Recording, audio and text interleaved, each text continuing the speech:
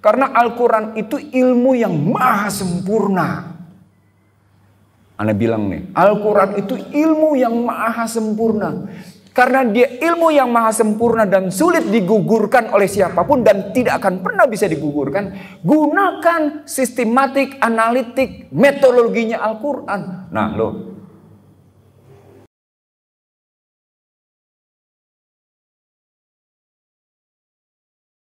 Bismillahirrahmanirrahim. Assalamualaikum warahmatullahi wabarakatuh. Alhamdulillahirabbil alamin, Rahman alamal Quran, khalaqal insana alamahul bayan. Asyhadu la ilaha illallah, syahidana Muhammadar Rasulullah, Allahumma shalli ala Muhammad wa ala Muhammad.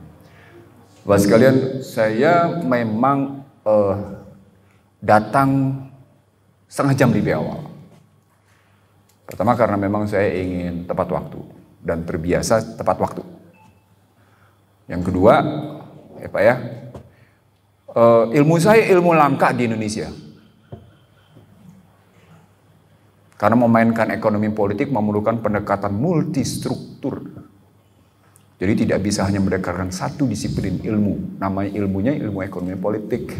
Paling tidak ada dua disiplin ilmu. Disiplin ekonomi, disiplin ilmu politik.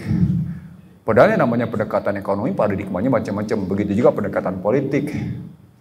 Dan ilmu ekonomi politik bisa didekati dari segi sejarah, bisa didekati dari segi sosiologi, bisa didekati dari hukum, bisa didekati dari ilmu eksak, gitu. Terutama karena ada ekonominya, gitu.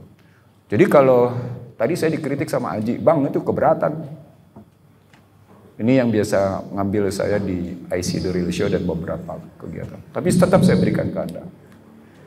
Tadi saya ngomong sama Habib Abdullah, namanya latihan dasar kepemimpinan. Saya baca jadwal acara. Kalau saya baca jadwal acara, saya bilang saya akan kritik nih. Ada 5 materi yang tidak ada di acara ini. Jadi angkatan akan datang, mestinya ada 5 materi ini. Materi pertama, materi kepemimpinan. Harus ada. Karena model kepemimpinan macam-macam. Saya kasih sebagai jalan keluar di materi saya. Jenis kepemimpinan apa yang harusnya dimiliki? Ya, materi kepemimpinan yang pertama. Materi yang kedua, materi organisasi harus diberikan. Materi ketiga, materi protokoler, organisasi dan protokoler namanya.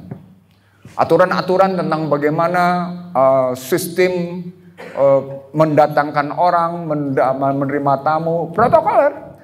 Protokoler adalah salah satu cara mencapai tujuan, bahasa sederhananya gitu protokoler. Tapi harus disampaikan. Itu yang ketiga.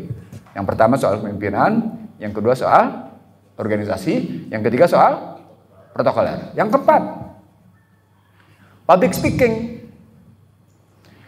Nggak semua orang ngomong di depan publik tuh enak. Ada yang ngomongnya nggak jelas. Saking nggak jelasnya, ini Anda bilang nih, ada ulama, ada ustadz, bahkan panggilnya pakai kiai, perbendaharaan katanya aja salah. Ngomongnya nggak terstruktur, nggak rapi. Mau gimana ngomong lo pakai gelar kiai, struktur bahasa lo kacau. Subhanallah, masya Allah. Di situ perlu belajar public speaking namanya. Public speaking itu memadu antara 3 hal. Kekuatan logika verbal, ya, logika verbal, logika bahasa ini pakai. Logika verbal basisnya ilmu Al-Quran, semantik. Apa Pak namanya? Apa itu semantik Pak? Kalau pakai pendekatan Barat, ilmu semantik namanya 3 hal. Filsafat, psikologi, bahasa. Kalau pakai pendekatan bahasa Arab, pendekatannya logika bahasa. Jadi logika bahasa kelihatan di situ yang namanya public speaking sesungguhnya menggambarkan bahasa bukan cuma sekedar penyampai pesan. Bahasa sekaligus penyampai nilai-nilai. Di situ belajar filsafat, di situ belajar psikologi, di situ belajar bahasa. Tuh, pentingnya belajar public speaking. Nih, Habib Abdullah biasa ngisi salat Jumat di tempat aneh, Masjid Tamira. Aneh nih, aneh. Kalau ada yang namanya khotib ngomongnya nggak benar, turun aneh kasih tahu. Aneh pembinanya. Aneh pembina di masjid itu. Siapapun Habib di situ, siapapun orangnya yang ngisi di masjid gua, nggak maunya salah, turun ntar lo, masuk ke ruangan sekretariat lo, gua kasih tahu. Gini nih mestinya. Tapi aneh kasih tahu baik-baik. Ada seorang mantan menteri ngomong tentang Siratun Nabawiyah. Wah, dia cerita macam-macam.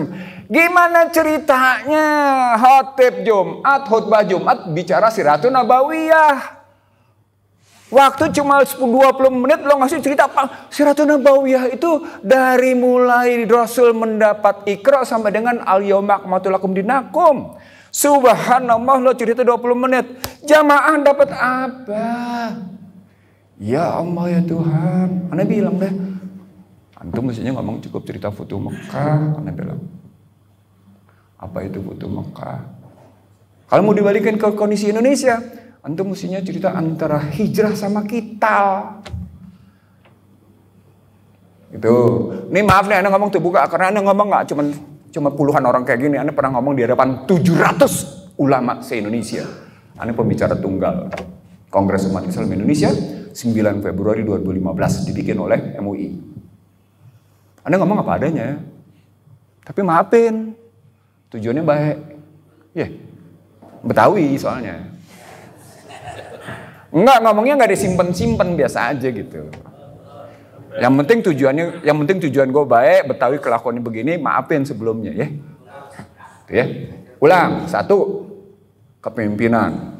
2, organisasi. 3, protokoler. 4, public speaking. Sudah. Dari 4 materi yang penting dalam latihan dasar kepemimpinan, gitu ya. Kemudian latihan forum sidang.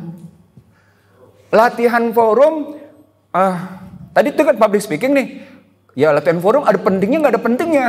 Tapi ketika nanti seorang Habib diminta mimpin forum, aneh ngelihat Habib Rizik nih, aneh kemarin di Petamburan 3 jam lebih, hari Kamis gitu ya. Cerita panjang lebar, tapi aneh ngikutin. Kalau Habib Rizik mimpin sidang gitu ya, entah di Mega Mendung, entah di acara FPI di mana, entah. Aneh ngeliat, oh dia bisa mimpin sidang. Dia rapi mimpin sidang. Dia dengerin gitu. Tapi itu ada aturan-aturannya gitu. Itu perlu dikasih tahu. Karena sekaligus di situ ngajarin public speaking. Nah, public speaking itu selain tadi 3 hal tadi gitu ya. Itu juga ngasih tahu tentang perlu punya konsep apa enggak. Karena ada yang kerjanya baca. Begitu. Baca doang. Ada yang nggak bikin tulisan, cuman bikin kerangkanya doang. Ada yang kelakuannya kayak aneh. Bikin kerangka enggak, bikin tulisan enggak. Cuek aja, dari kepala keluar macam-macam. Ini kalau aneh cerita ekonomi yang diminta sama Habib Abdullah, aneh bisa cerita sendiri 3 jam. 2 jam ada yang ngomong, 1 jam ada anak diskusi. Nah, materinya sekarang aneh singkatin. Jadi bapak-bapak sekalian, maafin saya, ini masukan saya, bagaimana caranya melaksanakan latihan. Aneh ngomong kayak gini karena aneh punya pengetahuan. Tadi aneh bilang sama Habib Abdullah, sebelum seluruh masjid bikin pesantren Ramadan, Masjid Agung Al-Azhar Jalan Sisinga Mangaraja adalah masjid pertama yang bikin pesantren Ramadan. Aneh yang ngerjain bertahun-tahun, aneh ngerjain terus gitu. Tapi namanya dulu bukan YIS, namanya Pemuda Al-Azhar. Pesertanya macam-macam kita bagi. Ada peserta dari kelas 4, kelas 5, kelas 6 sampai kelas 1 SMP, kelas 2, kelas 3 SMP sampai dengan kelas 2 SMA, kelas 3 SMA sampai dengan mereka yang kuliah. Lalu nanti ada orang tuanya. Dulu pesantrennya begitu. Nah, kita ajarin tuh beberapa pesertanya jadi tokoh, ada yang jadi menteri, ada yang jadi mimpin ini, yang mimpin itu. Itu urusan dia. Tapi minimal kita ajarin. Nah, forum kayak gini biasanya bukan 2 hari, biasanya nggak cukup 2 hari, biasanya seminggu. Karena materinya banyak, materinya dikasih. Nanti materinya bukan cuma dengerin ceramah, sekaligus latihan. Lo nih, naik ke depan panggung, jadi lo pembicara, kita lihat, kita nilai, lo kurangnya begini, gitu lo contohnya. Jadi bukan cuma sekedar dengerin ceramah, nih, Anda bukan lagi ngajarin nih ya, Anda lagi berbagi ilmu, maafin ya. Maafin.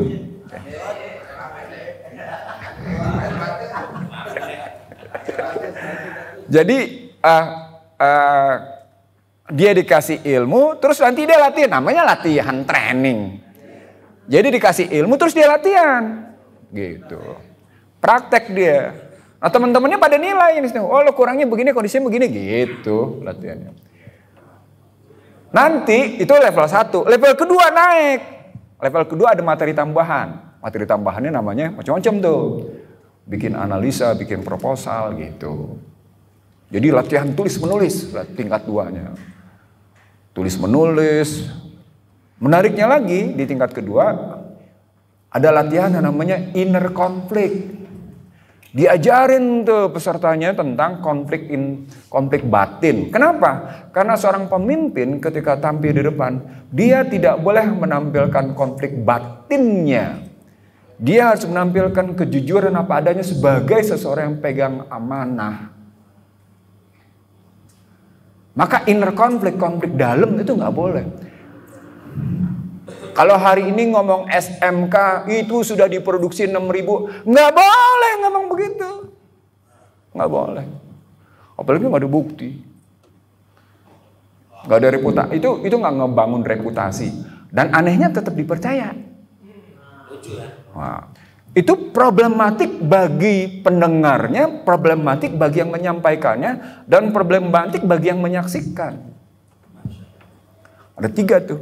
Problematik bagi yang mendengarnya dan tetap mempercayainya, problematik bagi penyampainya dan problematik bagi yang menyaksikan. Itu public speaking sampai kayak gitu. The truth is the truth. Benar adalah benar, nggak bisa enggak. Itu tadi makanya relasinya kalau di tingkat kedua ada pelatihan inner conflict. Nah kalau pelatihan inner conflict itu berarti ada pelatihan kerjasama kelompok gitu. Namanya dinamika kelompok. Gitu, itu udah latihan kedua. Naik lagi latihan ketiga, tinggi lagi. Semua mesti bisa bikin paper, semua mesti bisa malah harus bisa menyampaikan pikiran-pikirannya. Sudah 1, 2, 3 dapat. Ada lagi kemudian namanya forum penyegaran. Forum penyegaran, gitu ya. Refreshing training namanya. Kalau Anda nyebutnya sebagai release detention training. Jadi pelatihan yang melepas ketegangan pikiran tapi kemudian menampilkan pemikiran gitu. Jadi formal 1, 2, 3, ada lagi yang tidak kemudian berjenjang tapi merupakan peningkatan. Itu dilakukan oleh berbagai organisasi mahasiswa Islam.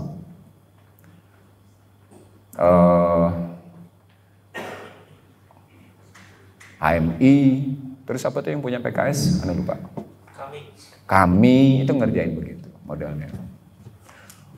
Nah karena ini forumnya ulama habaib disesuaikan gitu. Anda tadi cerita sama ketua. Anda bahkan bikin buku materi pelatihan perkaderan. Buku pedoman pelatihan perkaderan. Sanidin Nursi yang bikin. Itu makanya Anda ngomong dari kepala. Itu makanya Anda nggak enak ngomong menyaksikan orang. Oh lo kelas mau bicara lo begini gitu. Kelasnya begini. Apa poinnya? Jangan tampil di depan publik kalau ilmunya belum utuh. Untuk bisa utuh, pegang dulu ini.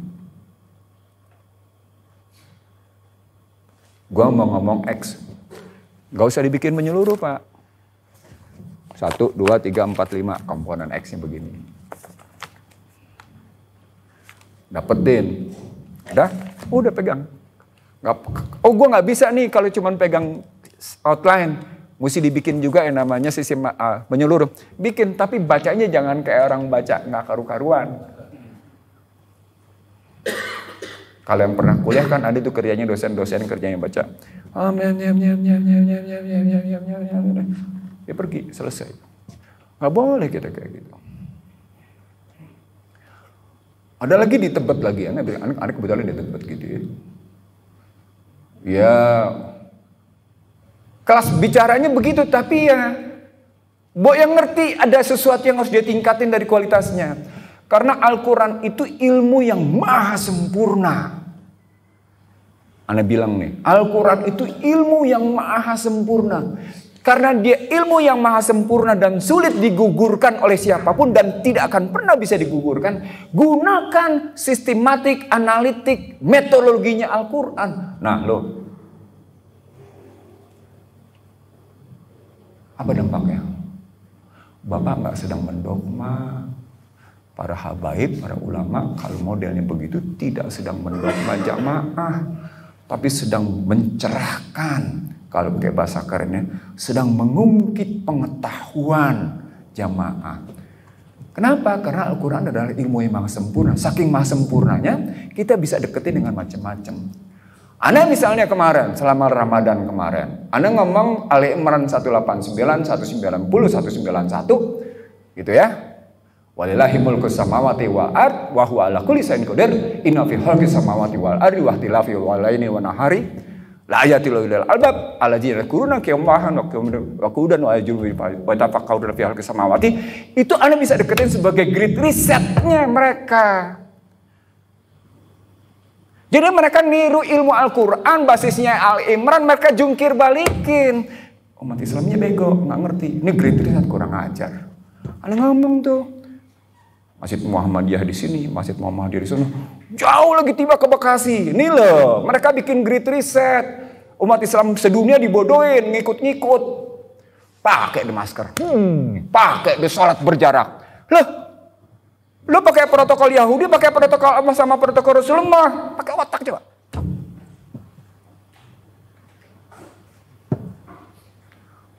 Baru orang ngerti kayak gitu. Di Tasik sama di Garut sampai Anda bilang macam-macam di situ. Subhanallah. Itu sekali lagi waktu Habib Abdullah mengundang Anem. Pak Iksan, bicara ya di forum Habib dan ulama di Grand Dinar Syariah. Kapan? Tanggal 27. Anda jawabnya seketika nggak? Anda jawabnya seketika. Yuk, kayak gue. Anda punya keinginan berbagi yang begini-begini. Omongan Anda sama Habib Rizik 3 jam. Omongan nggak sengaja Anda nggak rengkap. Omongan Anda 3 jam sama Rizik kemarin di Petamburan. Salah satunya bicara tentang bagaimana umat Islam sedunia dibodohin.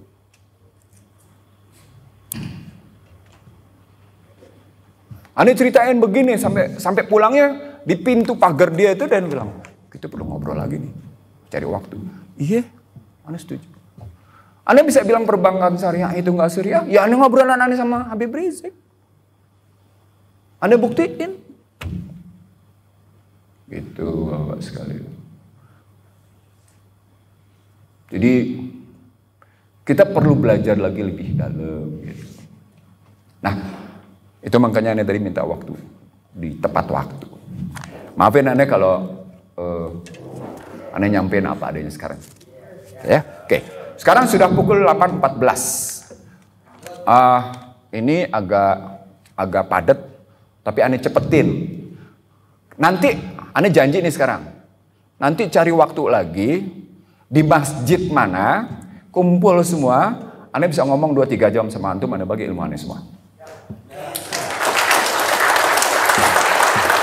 Boleh di Al-Aliyah, jadi. Boleh di Namira, jadi. Pokoknya kita bagi ilmu kita. Gitu. Boleh di mana aja. Takbir. Satu hal yang Anda mau bilang. Kita tidak masuk dalam pengklasifikasian orang-orang tradisional. Tapi orang-orang yang memang ilmunya mutakhir. Tadi. Karena di satu sisi dikatakan hudal lil mutakin. Hudal lil mutakin ayat berapa tuh? Ayat 2. Tapi disebut juga hudal lin nas. Al-Baqarah ayat berapa? 185. Apa tuh bedanya hudal lil mutakin sama hudal lin nas? Sama-sama kitab. Itu asik kan? Gimana cara ngebahasnya? Kalau nggak punya sistematik metodologi analitik, nggak bisa ngebedainnya, susah. Di satu sisi dibilang hudalil mutakin, tapi di sisi lain dibilang hudalil nas, sama-sama kitab, kitabnya satu. Gimana ngelihatnya coba? Matrikinnya bikin apa? Tuh salah satunya tuh. Menarik kan? Al-Quran membuat sebuah sinkronisasi yang dahsyat luar biasa tentang kitabnya adalah hudal linnas, tapi sekaligus hudal lil muttaqin. Bagaimana kita menerjemahkan sebagai hudal linnas? Bagaimana kita menerjemahkan sebagai hudal lil muttaqin? Padahal 185 ceritanya tentang sahur Ramadan. Gitu.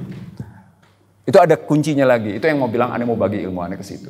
Sampai sejauh itu. Gitu. Baik, kita mulai ya. Itu salah satu contoh aja. Baik, Anda kasih judul umum begini. Anda dimintain judul tentang ekonomi politik. Next.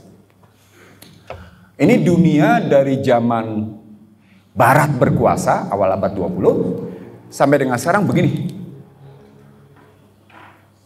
Ini kerjasama internasionalnya, kerjasama negara sama korporasi. Selalu mencari negara-negara berkembang. Turki Utsmaniyah Abbasiyah itu jatuh karena 3 hal. Jatuh dia setuju dengan utang luar negeri. Jatuh karena dia menerima ekspor. Jatuh karena membebaskan orang-orang asing beroperasi di Turki. Itu faktor eksternal. Faktor internalnya kenapa? Kerajaan sudah tidak lagi merepresentasikan suara rakyat. Kerajaan tidak lagi mengambil sikap kehilafahan. Jatuh dia. Datanglah si Rothschild. Lo dia udah ngutang. Udah ngutang nih katanya. Satu. Yang kedua, lo udah ekspor dulu. Yang ketiga, disusupin. Jatuh dia. Pendekatannya begini pasti.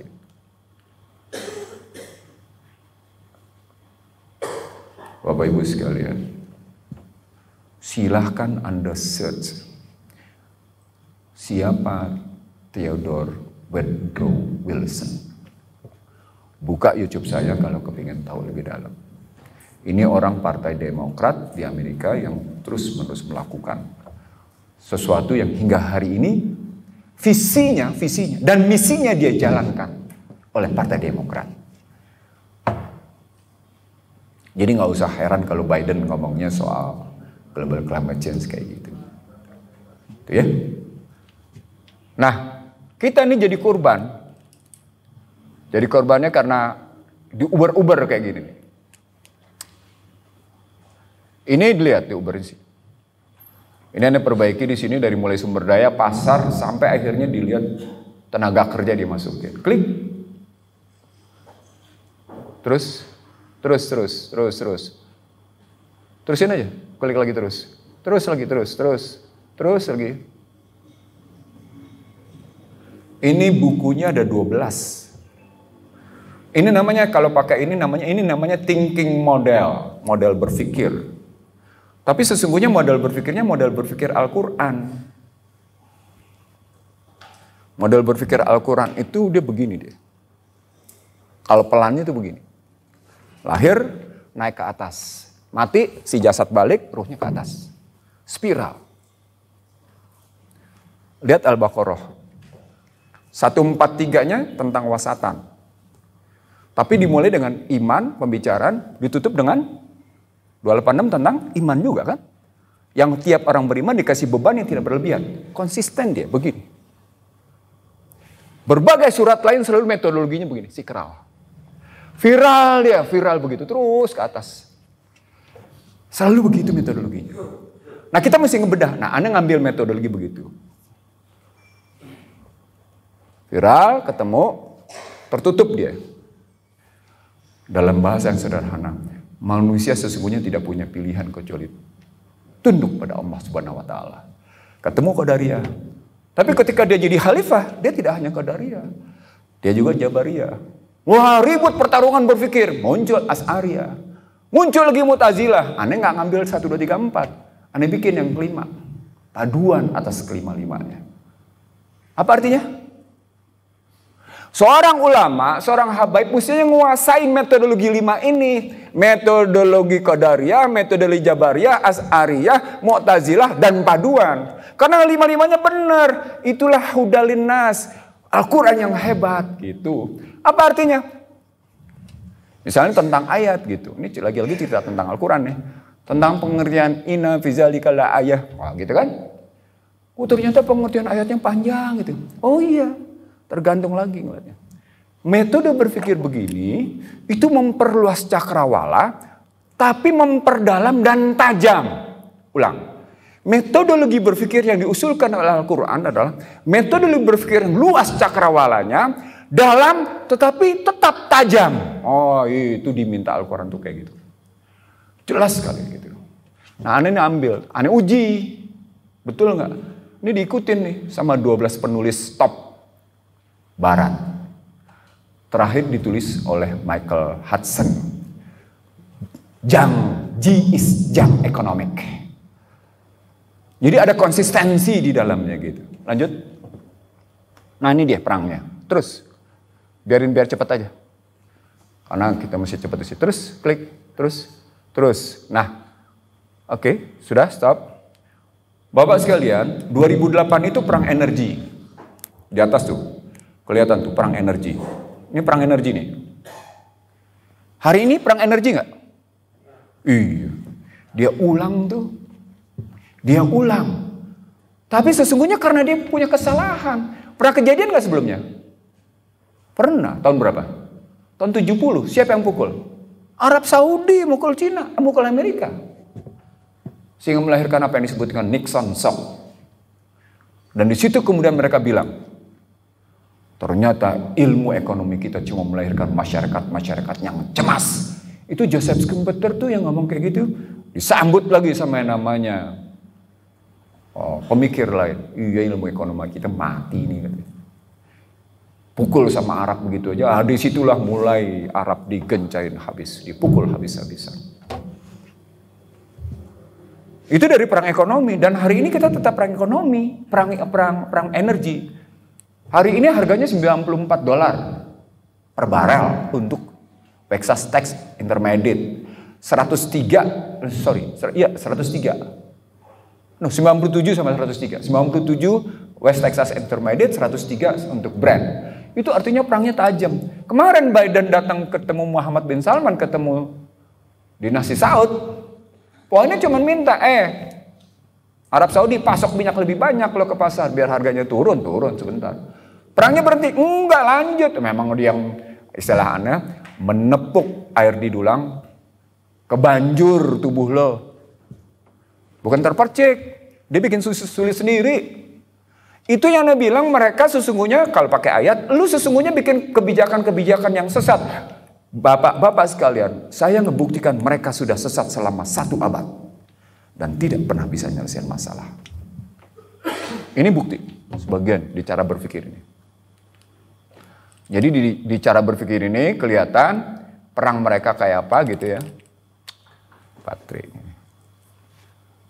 Di cara berpikir ini kelihatan bahwa mereka selalu bikin krisis. Nah, kalau kita melihatnya begitu, suka tidak suka tidak suka, setuju tidak setuju sebagai umat Islam, kita harus cari jawaban di Al-Quran gitu. Klik, lanjut. Nah terus, nah ini dia sendiri yang ngomong. Sebelum Habib Rizik pulang ke Jakarta, dia udah ngumumin bahwa perangnya ini kayak gini. 2018 nih dia ngomongnya. Habib Rizik pulang ke Jakarta. Anda ngasih tahu sama semua teman-teman, kebetulan ngundang juga Habaib. Ini loh pertanyaan kayak gini. Tidak ada hubungan dengan terpilihnya Biden dengan pulangnya Rizik. Tapi petakan kayak gini sehingga mempengaruhi problematik Islamofobia. Oke? Lalu kita berikutnya bilang, iya nih Islamofobia sudah dicabut. Karena 15 Desember 2021 sama 15 Maret 2022 resolusi PBB sudah menyatakan Islamofobia. Rame kita bilang, iya Indonesia mesti juga anti Islamofobia. Hati-hati bahasanya.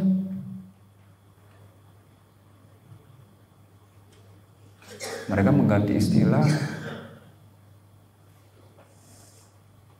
Itu yang gak aneh lihat. Aneh ngomong kemarin sama Habib Rizik. Hati-hati Bib, kita ngeliat soal anti Islamofobia.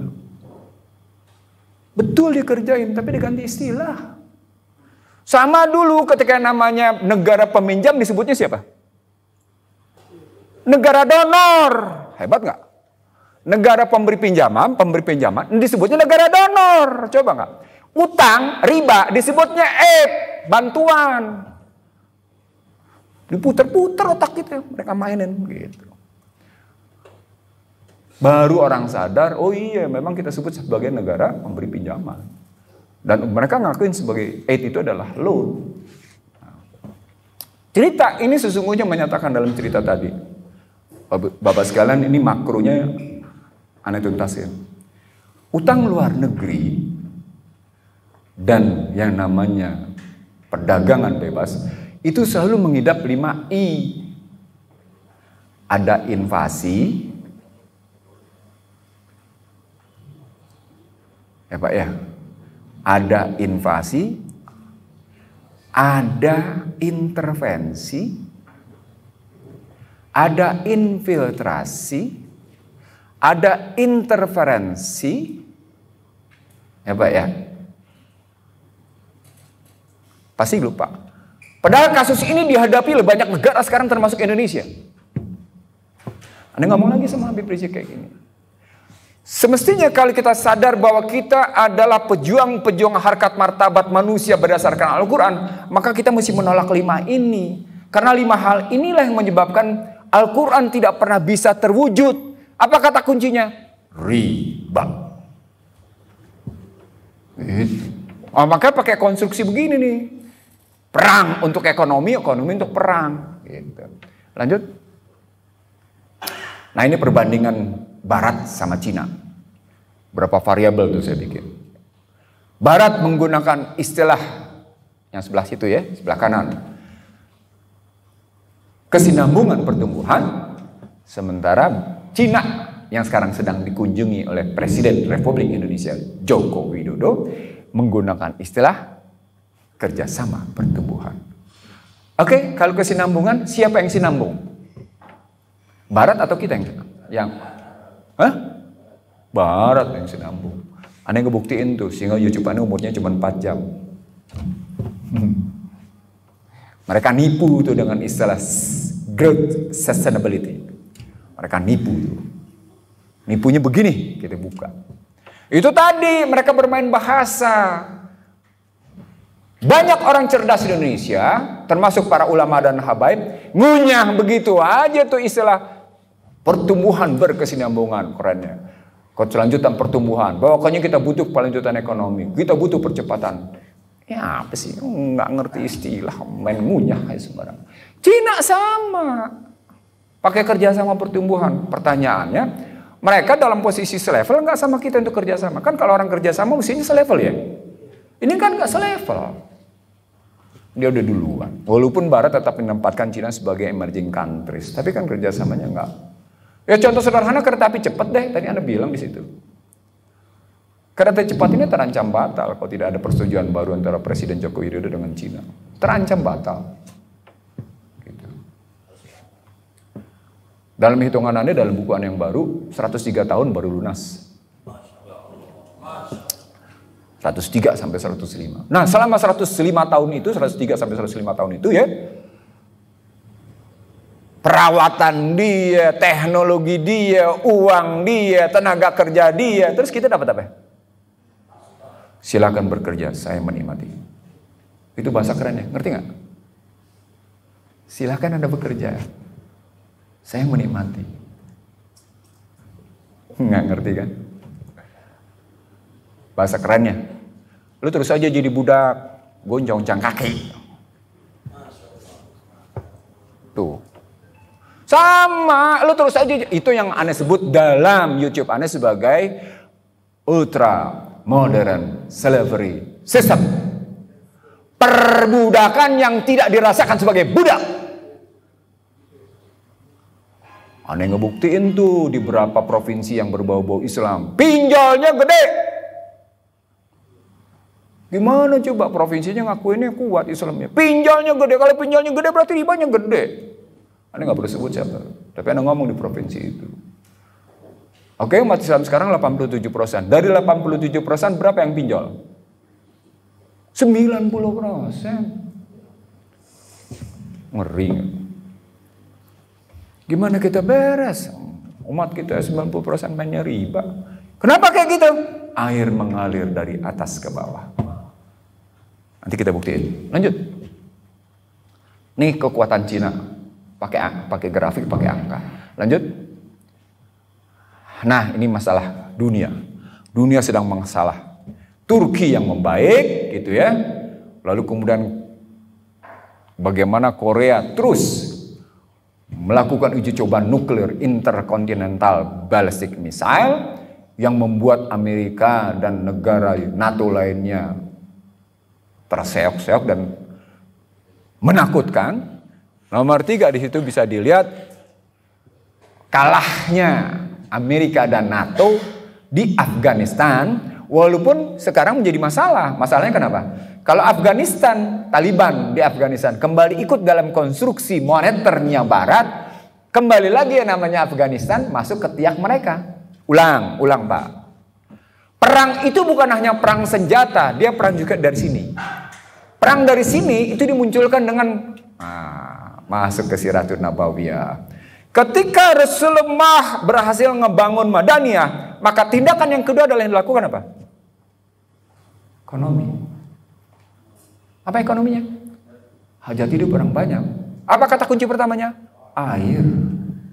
Tapi pertanyaan berikutnya, duitnya pakai apa? Di situ pertanyaan. Lagi-lagi ada cerita di Petamburan. Nih, begini ngelihat pendekatannya.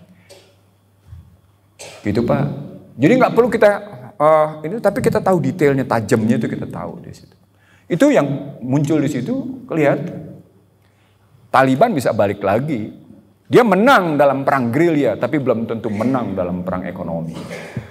Cina sudah berhasil, tapi karena sama-sama materialisme, mestinya kalau pakai An-Nisa 76, syaitan doifa, syaitan itu lemah, sesungguhnya kaidah-kaidah syaitan itu lemah. Islam mestinya sekarang punya jawaban dong. Kenapa Oki nggak punya? Kenapa IDB tidak punya dari krisis sekarang gitu kan? Betul nggak? Kenapa Oki tidak ada suaranya? Kenapa Islamic Development Bank tidak punya suaranya ketika kita tahu dunia sedang berteriak krisis keuangan, krisis pangan, krisis energi? Kemana itu Oki? Kemana itu IDB? Kemana itu pegangan Al-Quran yang mereka pegang-pegang itu yang mereka bawa? Bawa pernah dengar gak? Kalau pernah dengar kasih tahu saya Pak. Ada nggak orang IDB berteriak menjawab? Ada nggak orang Oki menjawab? Sama seperti COVID, ketika COVID menyerang, sama vaksin menyerang habis-habisan. Ada nggak Oki sama IDB menjawab? Saya yang tegas-tegas menjawab. Maaf ya, saya tidak sedang menunjuk diri saya. Tapi saya jawab itu. Saya tidak akan patuh pada protokol kesehatan. Saya patuh pada protokol Allah dan Rasulullah. Itu jawaban saya. Gak ada urusan tutup masjid. Enak aja lu tutup masjid. Gak ada urusan berjarak. Gelar tuh karpet. Oke, masjid gue tutup. Gak apa-apa. Tapi gue dekat rumah gue gak ada urusan. Buka tetap. Gak boleh sholat Jumat. Sholat Jumat gak boleh. Gak ada yang namanya khotib. Gue yang khotib. Saya lakukan itu Pak. Karena saya tunduk pada protokol Allah Rasulullah. Nggak tunduk pada protokol kesehatan. Ya kan ada wabah. Coba wabahnya kayak gimana dulu. Pahamin dulu. Wabahnya alami atau wabahnya buatan. Itu. Kalau wabahnya buatan gimana, kalau wabah alaminya gimana. Taun tuh kayak apa tuh ceritanya. Pelajari dulu yang benar.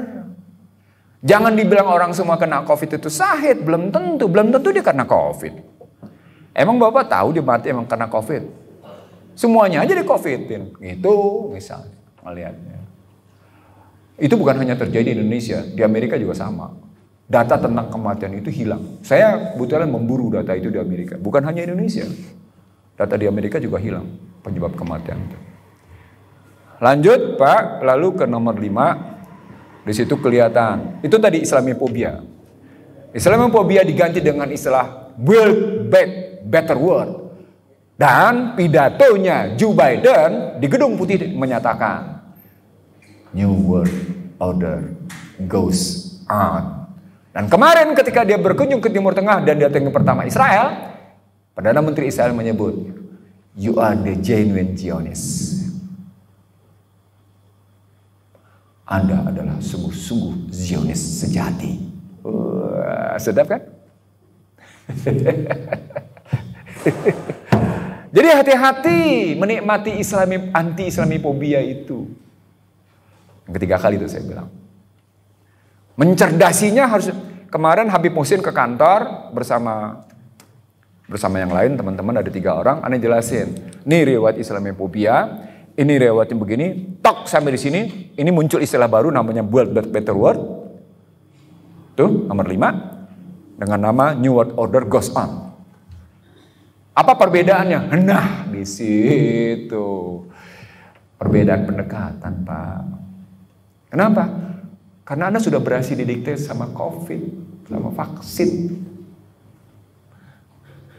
YouTube saya cerita ini dari kemarin. Dia juga tuh yang ngeliput. Gitu. Nomor 6, lanjut. Australia sekarang punya kapal selam berbasis nuklir. Wow, diprotes sama Perancis. Siapa yang diamati oleh Australia? Emang Australia ke kawasan Eropa sama Amerika jauh nggak? Lewatin kita nggak? Lewatin kita. Apa artinya? Wih, Indo-Pasifik. Itulah kemarin peristiwa Indo-Pasifik yang dibikin Indo-Pasifik dengan US. Joko Widodonya Anda bisa lihat fotonya yang sama Joe Biden kayak apa, sama yang lain kayak apa. Termasuk kemarin pertemuan yang terjadi di Singapura. Institute of International Studies Strategic. Yang Cina mengatakan, kami melawan.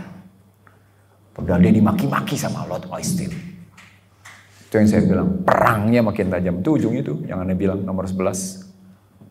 Perang dingin baru berlanjut. Gitu.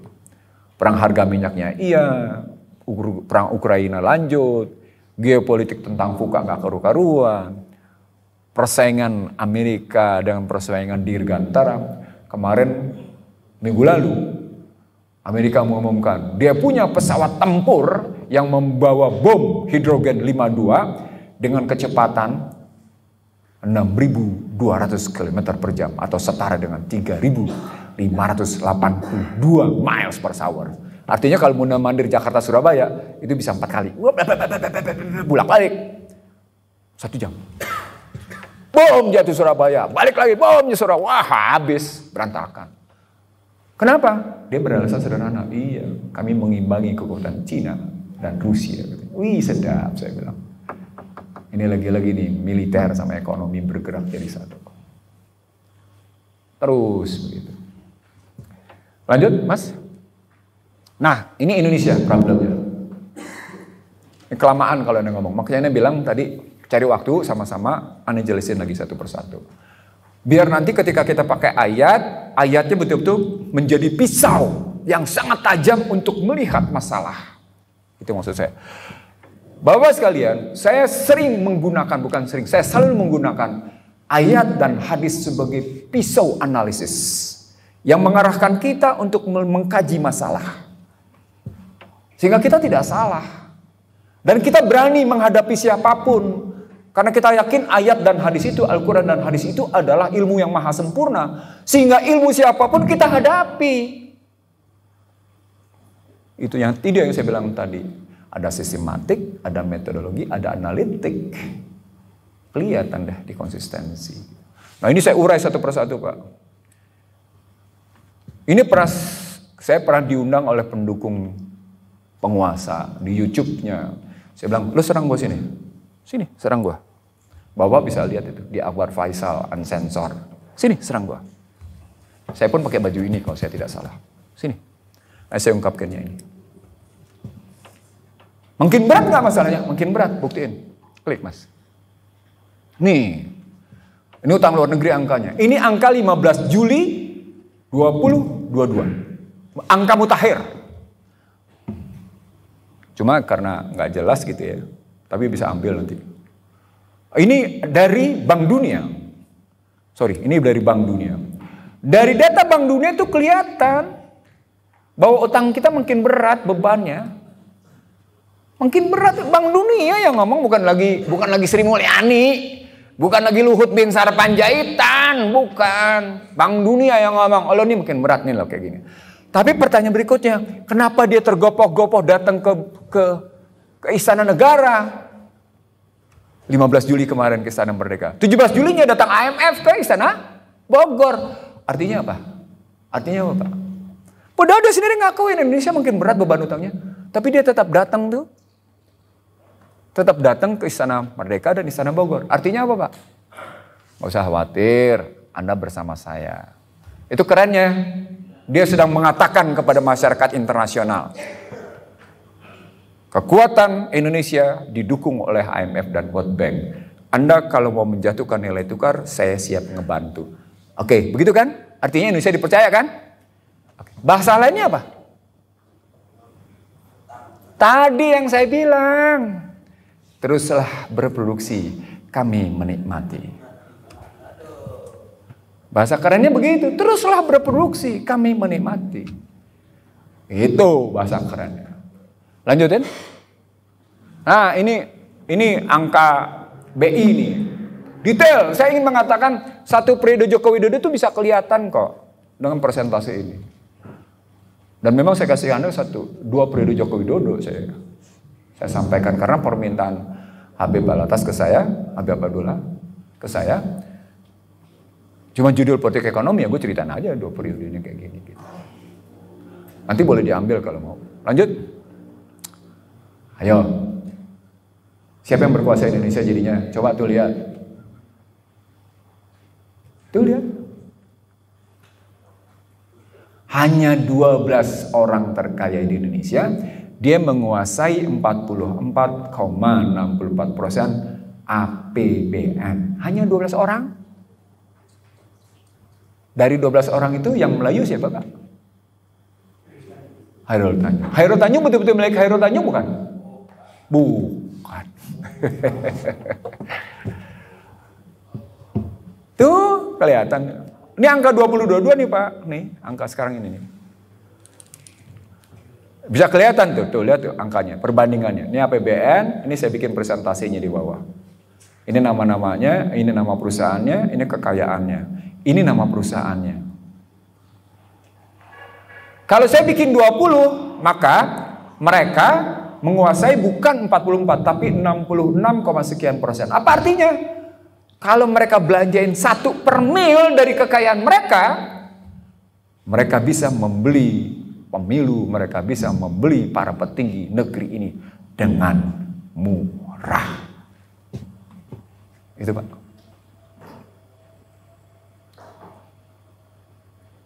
Lalu kalau mereka sudah menguasai ekonomi dan mereka membeli politik, maka mereka menjadi penguasa politik. Itu yang disebut sebagai oligarki. Oke. Lanjut lagi. Kalau mereka bisa membeli yang namanya pilpres, presidennya berarti mereka kuasai nggak? Berarti presiden mereka kuasai, partai politik DPR mereka kuasai, perekonomian kuasai. Lalu bapak kita jadi apa? Oh iya, itu tadi. Itu fakta. Itu fakta. Oke, lanjut. Sebagai penutup, nah ini solusinya. Saya pakai Al-Mu'minun. Saya pakai beberapa surat. Tapi saya bangun dalam model berpikir. Model berpikirnya pertama Al-A'raf 172. Alastu rabbikum. Qalu bala sahidna. Dan itu sesungguhnya tidak akan pernah mati di jantung yang punya noktah kecil itu. Dia selalu bicara tentang qalu bala sahidna. Persoalan pokoknya adalah apakah didengar atau tidak oleh namanya telinga. Dan itu berlanjut terus sampai kemudian kita hidup pun dia selalu membisikkan kebenaran. Itu yang disebut dengan punya mata tidak melihat, punya telinga tidak mendengar, punya hati tidak merasa beku. Dalam pengertian tidak punya hati tidak merasa tidak beku, qalu bala sahidnanya alastu rabbikumnya tetap bersuara, tapi telinganya, hatinya, hati kecilnya sama kepalanya nggak bisa mendengar. Oh, ini keluarnya dari jauh. Ternyata ini konsisten sesungguhnya dalam perjalanan kehidupan. Cuma saya lengkapi dengan kalimat Muhammad Rasulullah. Karena memang dia memberikan format, memberikan pola tangguh dalam percontohan. Jadi dalam uswatun hasanahnya itu memang tegas gitu. Makanya pola dasarnya adalah alastu robbikum qalu bala shahidna, disertai dengan pola tangguh. Nanti saya buktikan lagi dengan cara berpikir barat, sampai akhirnya orang barat itu kayak apa mikirnya. Klik mas terus. Jangan salah, ini saya ngambil juga dari kerangka ini, kecerdasannya harus 3. Tetap harus kecerdasan kolbu, harus ada kecerdasan intelektual, harus punya kecerdasan emosional. Dijalanin 3-tiganya. Sebagai bentuk keseimbangan. Segitiganya sama sisi itu Pak. Jadi satu saat, Pak ini sekali lagi model berpikir Pak. Kelihatannya gampang dilihat. Tapi kalau ditekunin pikirannya, Bapak dari ngomong kayak gini, ceramahnya bisa berjam-jam. Satu saat hidup dipikir, ditentukan oleh kecerdasan intelektual. Betul ya? Kalau kita sholat, kecerdasan apa yang bekerja? Kecerdasan spiritual dan kecerdasan emosional. Naik dia kecerdasan spiritualnya menjadi puncak. Di bawahnya ada intelektual, di bawahnya ada lagi emosional. Kalau kita bekerja, kecerdasan apa yang naik? Intelektual, naik lagi muter. Jadi siapa yang muter ini Pak? Itu tuh. Makanya lingkaran di dalam. Itu loh model berpikir tuh. Itu model berpikirnya. Saya masukin dalam kerangka sosial, maka muncul dia al-mu'minun. Jadilah dia kecerdasan sosial. Tambah lagi dengan beberapa surat Luqman, tambah lagi dengan surat yang namanya Al-Isra. Makin kelihatan. Tambah lagi dengan beberapa surat lain. Di situ lahir yang saya sebut sebagai, dalam teori saya sebut lahirnya modal sosial. Lanjut. Nah, lewatin aja, ini penjajahan. Ini penjajahan lewat, cuma sekedar kepikiran penjajahan. Ini model yang saya bangun tadi. Klik. Terus, nah ini dia. Basisnya sesungguhnya pada bapak-bapak sebagai habaib dan sebagai ulama. Bagaimana punya, kalau pakai bahasa sananya bilangnya human capital resources. Yang harus diterjemahkan menjadi social capital resources.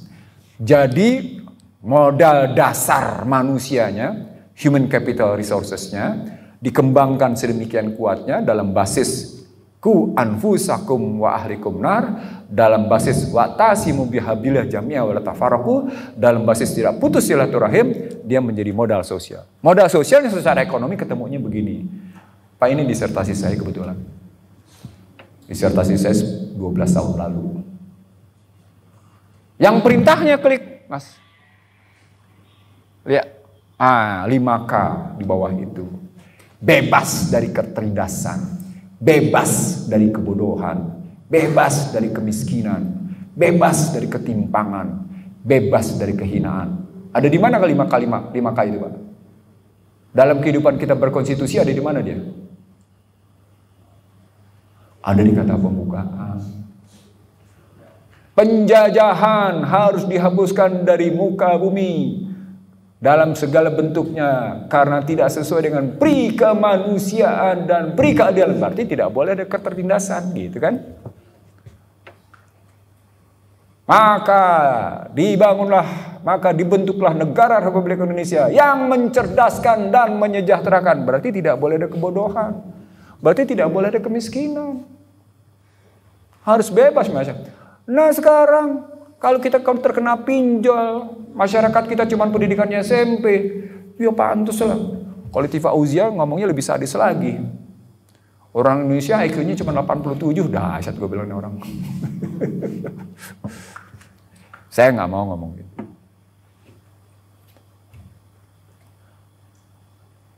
...2015 di Jogja itu ketika saya bicara di Kongres Umat Islam, dihadiri oleh 700 ulama kiai se-Indonesia. Saya menyebut betapa pentingnya peranan bapak-bapak mencerdaskan umat Islam Indonesia. Dan itu berarti bapak-bapak harus betul-betul mengajarkan model sistematik, analitik Al-Quran supaya ilmu mereka meningkat. Itu Pak. Itulah pentingnya latihan dasar kepemimpinan para habaib dan ulama ini. Itu makanya ketika Habib Abdullah minta sama saya, nggak pakai waktu, saya jawab, aneh mau. Itu alasannya. Serius, aneh ngomong kayak gitu nggak ada jawab. Duduk sebelah aneh. Ayo, aneh mau. Karena aneh memang merasa betul gitu. Masa cuman Ya maaf ya. Masa kita merdeka cuma 45 sampai 49, dari 49 sampai sekarang kita tertindas lagi, kan ya enggak aja. Ulang nih, masa kita cuma merdeka 45 cuma sampai 49, dari 49 dari tahun 50 sampai sekarang kita tetap tertindas, kan ya enggak aja. Kita bisa bertahan dengan Allahu Akbar 10 November 45. Kita bertahan dengan aksi militer 1, aksi militer 2. Tapi begitu negosiasi 49 kita ambruk dan ambruk sampai sekarang. Gimana? Ada problem kan berarti.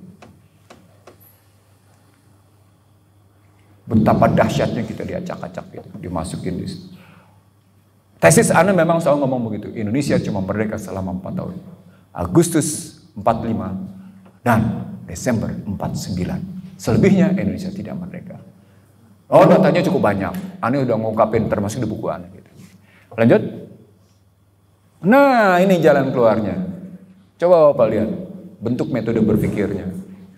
Jadi selain tadi ini model berpikir itu, di human capital sama di social capital ngebangunnya begini. Kata kuncinya kepastian kan, certainty kan. Tapi dengan otoritas yang benar.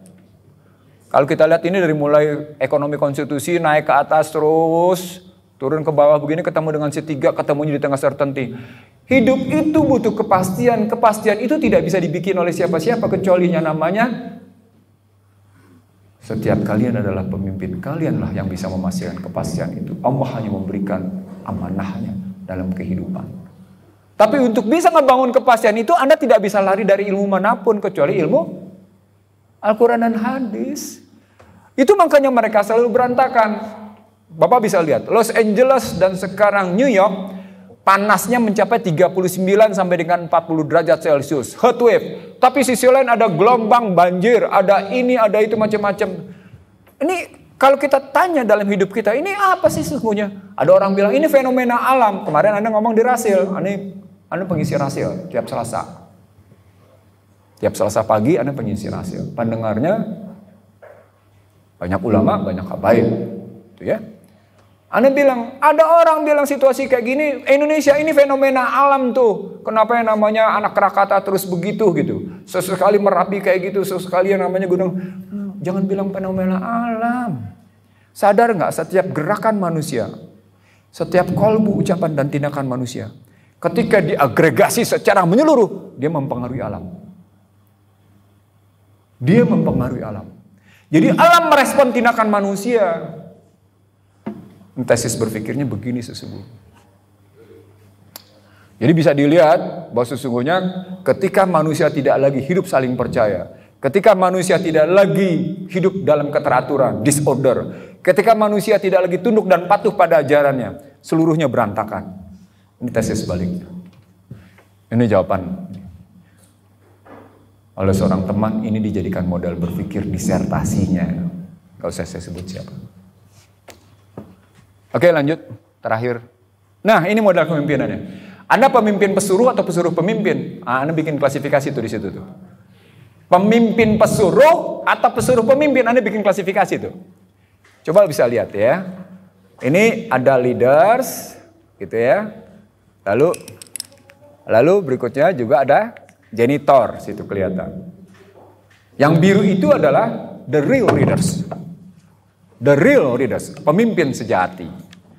Nah, para ulama habaib harus betul-betul sebagai the real leaders. Tapi juga di dalamnya dalam posisi fighter, petarung. Kenapa? Karena Anda adalah petarung-petarung untuk menegakkan yang hak adalah hak. Jadi masuk dalam klasifikasi leaders fighter, fighters leaders. Cuma ada kelas 1, kelas 2, nggak bisa lagi ke bawah. Nggak ada lagi cerita. Itu kelas yang sesungguhnya terjadi dalam kerangka Anda. Sebagai penutup Bapak sekalian, klik terakhir. Ini dia. 15 Juli 1974. Masyarakat cerdas cendekia, para petinggi, para elit di Amerika ditanya oleh majalah Time. Siapa pemimpin paling berpengaruh di dunia? Semua orang cerdas cendekia, orang elit, orang kaya, menjawab nama. Ada satu manusia Yahudi, psikoanalisis, namanya Jules Wasserman, guru besar psikoanalisis Chicago University. Dia bilang, Kalau kita terus-menerus jawab nama, nggak selesai katanya. Jadi pakai apa dong? Oh, kita mesti jawab kriteria. Keluarlah kriteria 1, 2, 3 itu, Pak. Kriteria pertama, dia harus melindungi pengikutnya. Kriteria kedua, dia harus mencerdaskan dan mensejahterakan. Kriteria ketiga, dia harus membangun keyakinan ke depan bahwa perjalanan ke depan adalah benar. Ini yang paling susah, yang paling ketiga nih. Perjalanan ke depan adalah benar. Siapa nomor 1, Pak, terpilih? Siapa nomor 1? Muhammad Rasulullah Sallallahu Alaihi Wasallam. Itulah bukunya Michael Hart yang terbit pada tahun 82. Itu indikatornya. Waktu cerita Maulid Nabi Muhammad di Masjid Namira, ada seorang ulama cerita tentang, aneh jawab sederhana, ambil aja pola kepemimpinan Rasul. Pola kepemimpinan Rasul itu indikatornya 3. Begini ceritanya, nggak usah cerita macam-macam dulu. Karena kita sedang krisis kepemimpinan, Anda bilang, maka kita harus kembali pulang ke dalam kepemimpinan Rasulullah. Bagaimana ngeliatnya? Ya 3 ini, gitu. Termasuk kepemimpinan politik, kepemimpinan ekonomi, kepemimpinan sosial, semua keluar di situ. Diprotes Michael Hart selama 30 tahun dari 82 sampai dengan 2012. 30 tahun. Terbit lagi bukunya di 2012. Apa kata Michael Hart? Karena saya tiap tahun diprotes, kenapa Anda tetap mempertahankan buku Anda? Saya jawab sederhana sekali. Muhammad Rasulullah, katanya, adalah seorang manusia yang pengikutnya asal muasalnya cuma 4-5 orang. Ya Pak ya? 5 orang. Tapi sekarang pengikutnya miliaran, walaupun pengikutan yang miliar itu tidak pernah ketemu katanya, tapi begitu setianya. Itu jawaban. Dan itu kemudian mereka, para Yahudi itu nggak bisa ngebantah, gitu Pak. Nggak bisa ngebantah dia. Artinya sesungguhnya Bapak-bapak, kenapa ulama itu warisatul anbiya, mestinya ngambil begini. Makanya tadi saya tutup dengan kepemimpinan, gitu. Karena kita harus masuk ke dalam kategori kepemimpinan seperti itu. Saya kira begitu Bapak yang bisa saya sampaikan. Minta maaf, saya harus kembali ke Jakarta. Harus ada yang saya selesaikan di Namira. Panggilan saya ketua dewan pembinanya. Sidup Ibrahim hanya ketua pelaksana harian. Saya ketua dewan pembinanya di yayasan. Namira hari ini menerima IMB yang tidak pernah selesai berlama-lama dari dibangun tahun 75-an sampai sekarang. Baru hari ini IMB-nya diserahkan. Itu pun salah. Masa masjid ditulis di situ di atas tanah 3.390 meter persegi. Gede banget di tempat segitu gitu. Saya bilang salah nih, salah ini. Tapi ya aparatnya tetap mau menyerahkan IMB. Saya tanya sama Sidu, udah diperbaiki belum? Belum, masih pakai yang lama. Saya mikir, gue hadir apa enggak? Gue yang ngurusin. Salah saya bilang gitu. Jadi begitu Bapak sekalian, mungkin boleh ada pertanyaan 1 ya. Selebihnya tadi saya janji. Silahkan atur lagi waktu di mana, tentukan di masjid mana. Jangan tanggung. 2-3 jam sama saya boleh. Terima kasih. Wabillahi taufiq wal hidayah. Assalamualaikum warahmatullahi wabarakatuh. Waalaikumsalam warahmatullahi wabarakatuh. Satu aja, boleh satu. Beliau cuma memberikan kesempatan kepada kita 1 pertanyaan dan ini mohon kira-kira pertanyaannya yang bagus, langka. Ya. Sebagaimana beliau mengutarakan tadi, ini materi langka. Jadi mohon pertanyaannya yang langka juga nih. Ya silakan coba perwakilan dari mana yang belum terwakili untuk menyampaikan pertanyaannya. Silakan. Assalamualaikum warahmatullahi wabarakatuh. Singkat aja Pak Prof. Ihsanuddin Nursi ya. Pak Prof, tadi di diskusi ini kita tidak berbicara tentang disiplin ilmu pendukung mendukung dari politik ekonomi ya, karena memang kelihatannya kajiannya sangat luas. Di waktu yang sangat singkat dan kesibukan Pak Prof ini, saya ingin mendengar sedikit ya, walaupun dari 3 profesor itu pasti saat tertentu dia akan mematikan mic-nya ya. Termasuk Pak Isardin, Pak Prof. Saya sangat dapat pencerahan dari Pak Profesor Iksan Demosi. Saya ingin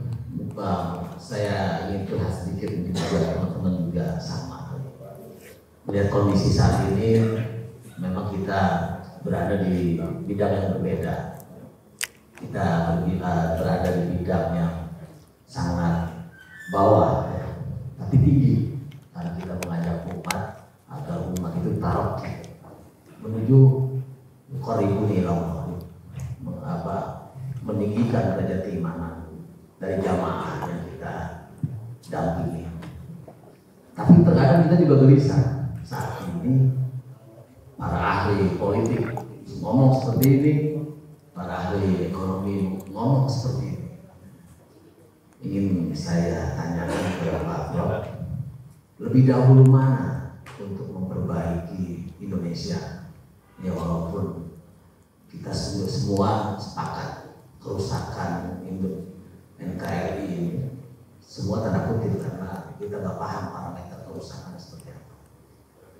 Yang kami ingin tanyakan ke Pak Prof itu, apakah mungkin politik dulu yang kita benahi baru ekonominya akan baik, atau ekonominya dulu yang kita perbaiki nanti politiknya nanti. Terima kasih. Assalamualaikum warahmatullahi wabarakatuh. Waalaikumsalam.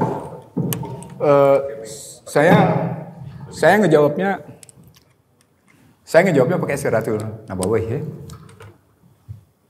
Dakwah tertutup, dakwah terbuka, hijrah, kital,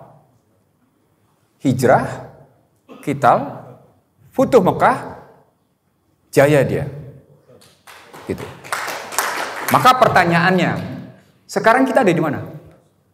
Di dakwah terbuka, di hijrah, di kital, di Futuh Mekah, atau di kejayaan? Siapa yang bisa jawab? Kita ada, kalau kan kita nggak bisa berlari dari itu, siklus itu berulang. Ketika Allah menyatakan al-yauma akmaltu lakum dinakum wa atmamtu alaikum, maka sesungguhnya siklusnya berulang, cuma tinggal waktunya, tempatnya, pelakunya berbeda. Dia sudah sama, dia pasti. Maka pertanyaan saya, dari Siratul Nabawiyah seperti itu, dakwah terbuka, dakwah tertutup, hijrah, jihad nih, kita Futuh Mekah. Ya, jadi dari kital ini kan berkali-kali nih. Selama 10 tahun ada 28 peperangan tajam gitu. Lalu kemudian berjaya. Maka pertanyaannya menjadi, kita di daerah mana? Untuk menjawab apakah akidah politik dulu atau ekonomi dulu. Lalu kemudian nanti juga bicara parameter. Saya punya 17 parameter untuk bicara kerusakan. Makanya banyakkan juga. That's why YouTube saya berisi Indonesia bukan Sri Lanka, tapi krisis ada di depan pintu. Itu karena saya pakai 17 parameter, nggak sembarangan ngomongnya. Ada indikatornya. Jadi kita objektif menilainya, maksud saya. Kita melihatnya secara objektif. Maka pertanyaan Anda, kita di persoalan politik atau persoalan ekonomi? Kan gitu pertanyaannya. Saya jawab tadi dengan Siratul Nabawiyah. Biasanya saya jawab, kita adalah periode hijrah dan kital. Sebagian umat harus hijrah dulu, meninggalkan riba. Betul? Gak bisa enggak. Selama yang namanya terkena riba, Allah dan Rasulnya akan memerangi. Ali bin Abi Thalib menyatakan, siang terhina, malam menderita. Al-Quran menyatakan, hidup seperti setan, sempoyongan, berdiri tidak karu-karuan. Beresin dulu nih. Jawabannya ada di surat Jumu'ah. Penutup surat Jumu'ah kalimatnya gimana? Penutupnya Pak. Wallahu khairur raziqin. Apa urusan salat Jumat ditutup dengan kalimat wallahu khairur raziqin? Lakukanlah ketika kamu tahu, lakukanlah kamu jadi pemenang. Berikutnya dia bilang, Allah pemberi rezeki terbaik. Maka sesungguhnya salat Jumat itu Pak, dalam kajian saya mestinya memberikan solusi. Salah satu solusinya solusi apa Pak? Gorimin atau Bandempulu. Bagaimana caranya mengaplikasikan itu gitu. Jadi tadi makanya modal sosialnya sama dengan modal ekonomi. Kalau saya tadi disertasi saya itu modal sosialnya sama dengan modal ekonomi. Jadi diberesin dulu nih. Nah hanya umat tertentu yang bisa mendapat fasilitas penyelesaian gorimin dengan kalimat. Jadi boleh aja tuh Joko Karyan kayak gitu. Tapi pertanyaannya, kenapa masyarakat Jogja justru indeks Gini rasionya tinggi gitu kan? Loh iya dong. Kan begitu pertanyaan lebih lanjut ya kan, tapi kan Masjid Joko Karyan terbatas. Oke. Kalau begitu kerjasama Masjid Joko Karyan dengan masjid lainnya kayak gimana sebagai Innal Mu'minina Ikhwan. Sebagai cerita tentang uhwah Islamiyah, uhwah imaniyah. Mestinya beres dong. Sama seperti pertanyaan kita, kenapa kemudian kita tiap waktu sholat Jumat dan panggilannya adalah wa muharrijikin terakhir, tapi kita tidak menyelesaikan masalah gitu. Itu salah satu kunci bagaimana saya berpikir tentang menyelesaikan tadi hijrah tadi. Hijrah dulu ke sistem ekonominya dalam bahasa lain. Jadi betapa pentingnya melakukan hijrah ekonomi. Itu cerita Rasulullah tuh. Bangun masjid, kerjaan ekonomi, jelas hijrah. Baru setelah yang namanya 3 hal beres, pertama adalah soal masjid. Apa artinya kalau soal masjid?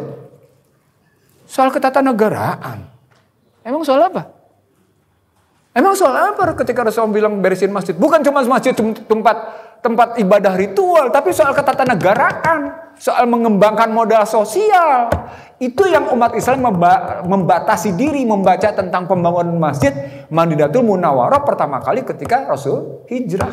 Bukan itu soal ketatanegaraan, ditata ketatanegaraannya lewat masjid, beresin. Seketika kemudian dia setuju Utsman bin Affan mengambil yang namanya air, artinya ekonomi. Ketatanegaraan selesai, seketika dia setuju Utsman bin Affan.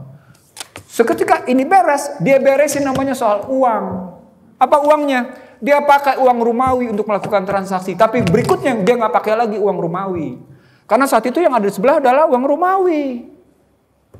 Mata uang Romawi. Berarti kita dalam 2 posisi. Kita dalam posisi hijrah, kita dalam posisi kita. Itu yang mesti. Nah, di situ bagi-bagi peran. Ajak hijrah, yuk berarti benahi organisasi kita. Saya kan di Jawa Timur ada juga nih namanya Persatuan Ulama dan Habaib, gitu ya.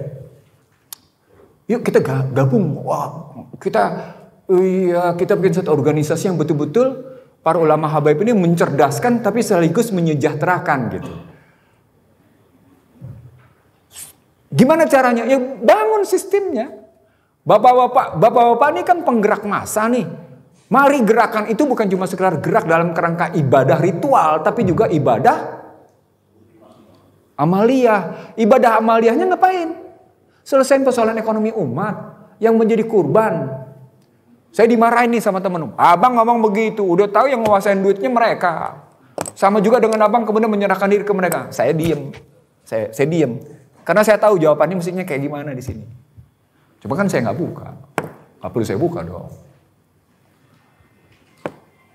Ya kan tadi udah angkanya sudah kelihatan. Mereka nguasain 66,4%. Berarti kan mereka yang pegang itu uang. Betul? Lalu kita sisa-sisanya kita bermasalah lagi. Gitu. Bapak itu yang kita hadapi sekarang. Jadi ketika nanti Anda dihadapkan oleh 2024, maka mereka yang akan tampil 2024 tidak menyelesaikan akar masalah keumatan, akar masalah keislaman. Dan kita terus-menerus didiskriminasi gitu ya, dengan kalimat macam-macam gitu bentuknya. Ya mereka bilang kan kita menerapkan sistem, kita menerapkan indiskriminasi, tidak ada diskriminasi. Kita umat Islam ini didiskriminasi tuh gitu. Kan pada saat kita dinyatakan menerapkan prinsip indiskriminasi, kan saat yang sama terjadi diskriminasi, betul nggak? Itu hukumnya namanya bejana berhubungan. Itu namanya hukum Archimedes. Ketika Anda mendapat tekanan, maka di bawah juga akan menekan. Ketika ada orang teriak-teriak kita intoleran, maka sesungguhnya ada yang bergerak secara toleran. Pertanyaan berikutnya, siapa sesungguhnya yang intoleran? Maka ketika ada orang teriak-teriak indiskriminasi, tidak boleh ada diskriminasi, maka sesungguhnya terjadi diskriminasi gitu. Cara mandangnya begitu. Jadi ada sunat temah yang disebut sebagai hukum barat. Bejana berhubungan, hukum Archimedes, sistem tarik-menarik dalam magnet, energi adalah arus sama dengan kali voltase, sehingga menjadi penerangan, minazulumati ilanur gitu. Itu hukum sunat temah sudah. Sunat temah. Sama seperti sekarang saya terkejut, ternyata di Belanda menurut Bukhari Muslim, sekarang dia lagi dakwah bersama Agus Yunanto, Bukhari Muslim. Di Belanda sekarang ini ada masjid 400. Saya terkejut, iya makanya saya diundang untuk dakwah di beberapa tempat di Belanda. Jadi mereka sekarang dakwah di kawasan Eropa nih. Bukhari Muslim sama Agus Yunanto, gitu, salah satunya. Nah saya memahami kebangkitan Islam di Eropa dan kemudian di beberapa tempat di Amerika. Itu sebagai bukti yang disebut dengan matahari terbit dari barat. Jadi bukan fisiknya yang terbit dari barat. Bukan fisiknya yang terbit dari barat, tapi Islamnya terbit dari barat. Kenapa? Karena Islamnya dari timur terus-menerus kayak gini ini nih, gitu loh maksud saya. Karena Islamnya di timur terus-menerus kayak gini ini gitu. Nah kita nih sekarang punya kalau saya istilah saya, Beb Abdullah dan kawan-kawan sekalian, kita sedang mendapat ladang yang amat sangat besar untuk menjadi pejuang-pejuang di jalan Allah. Untuk menjadi intan serumah dan serukum. Wasabit. Kalimat berikutnya nih. Wasabit aqdamakum. Wih dahsyat. Dahsyat. Ini kan kalau kita bilang intan serumah dan serukum, emang kita sedang nolong siapa jadinya Pak? Betul. Apa artinya kalau Bapak nolong diri sendiri? Artinya Bapak tidak sedang merendahkan diri sendiri. Artinya Bapak sedang menunjukkan harkat martabat kita. Itu makanya kalimatnya wasabit aqdamakum. Aqdal, wasabit, dan kukuhkan kaidah-kaidah itu ke dalam diri kamu. Terus saya ngomong dengan mata melotot. Saya terus terang ada hal yang begitu mendalam, tapi dibaca tanpa makna gitu loh maksud saya. Dibaca tanpa giroh, tanpa semangat gitu. Padahal dia memberikan semangat luar biasa tuh. Intan serumah itu ya Allah ya Tuhanku, itu maknanya subhanallah. Dikutip dengan wa yusabit aqdamakum itu ya Allah, itu kalimat subhanallah. Artinya sesungguhnya kita semua di sini disuruh diminta menjadi fighter, diminta menjadi petarung. Pak. Kalimat itu tidak ada umat Islam yang menjadi jongos. Dahsyat enggak? Dahsyat tuh. Maaf ya kalau saya agak beda-beda dikit gitu. Demikian jawaban saya. Kurang menjadi tanggung jawab saya dan itu karena kebodohan saya. Benar sepenuhnya karena kehendak Allah semata. Subhanakallahumma wa bihamdika asyhadu alla ilaha illa anta astaghfiruka wa atubu ilaik. Assalamualaikum warahmatullahi wabarakatuh. Waalaikumsalam warahmatullahi wabarakatuh. Kita ucapkan jazakumullah khairan katsiran. Terima kasih banyak Prof yang telah memberikan semangat spirit kepada kita. Ini sesuatu yang langka. Sekali lagi dicatat oleh kita semuanya. Beliau memberikan waktu kepada kita sesuatu saat nanti untuk meluaskan cakrawala berpikir kita, dan kapan saja nanti diagendakan oleh Bu Hafi insyaallah ya. Amin. Nanti sekali lagi makasih ya. Dan kita sudah juga diberikan banyak pencerahan oleh beliau. Karena itu saya mohon kepada tim panitia Habibur Rahman Habib